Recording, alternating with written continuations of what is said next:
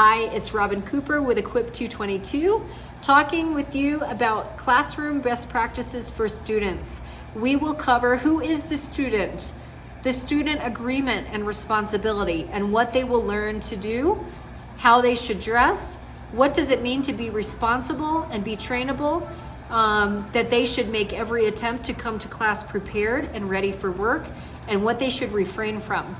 I think that it's imperative to talk about who the student is, because your view of the student will actually shape the premise of what you expect of them and how you teach them.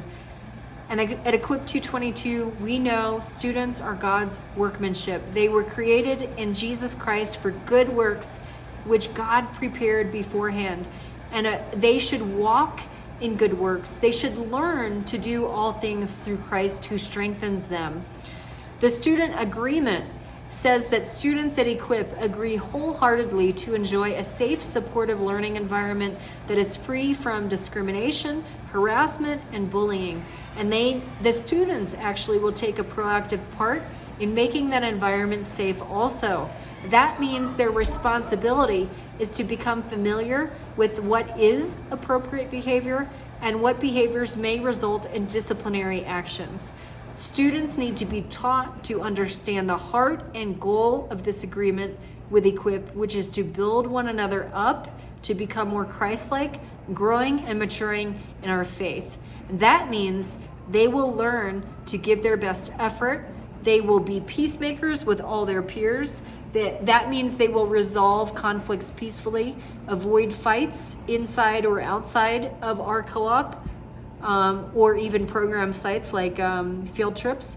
They would adhere and practice conflict resolution guidelines outlined in our handbook, and we will guide the children through conflict resolution using the In and Out Burger model, which we will teach you. Students will learn to be an encouraging voice to peers, other students, leaders, and class leaders. That an encouraging voice does not make fun of another person, including when they make mistakes or struggle or are different from somebody else. They will ask God how they can help their peers stay on task and become more Christ-like, and they will look at their own faults before they correct another student. A loving comment might look like this: "Ooh, I struggle with that too, but let's try together to do this." A loving comment is not being sarcastic. It's not discouraging but in your body language or tone. It is showing respect for all members of the learning community, behaving respectfully without arguing, without talking back, cooperating with leaders, whether it's a class leader or a student. When they give direction or make a request, students are given an opportunity, though, to voice their concerns at an appropriate time if they do not agree with the request. They need to be empowered that way to ask for something different, but we're going to teach them to do it respectfully. We need our students to dress appropriately. That means that they won't wear suggestive clothing, they won't bare their midriff, they won't wear short shorts or mini skirts or pants that hang too low that expose their undergarments. They will refrain from wearing clothes which have signs of like any gang affiliation or even bad language or foul ideas. They will learn to be responsible.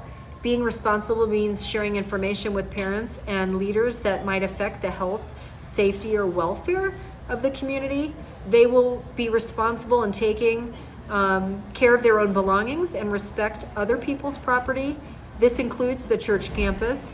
And they will be responsible in the sense that they raise their hand to ask for help and that they will be forthcoming with questions. Okay, we also need our students to be trainable and have a soft heart. So that means that we're looking for them to respond cheerfully and quickly to leaders' requests to get back on task in class, or they might even face those disciplinary actions. And we've told you what those are, first with prayer, like a reminder, and then with prayer.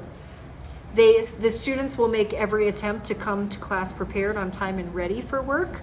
They will do their best to keep their parents or guardians informed about related matters to class and make sure that they give their parents information that's sent home with them. The students will do homework at home to the best of their ability. They will bring appropriate materials and assignments back to class.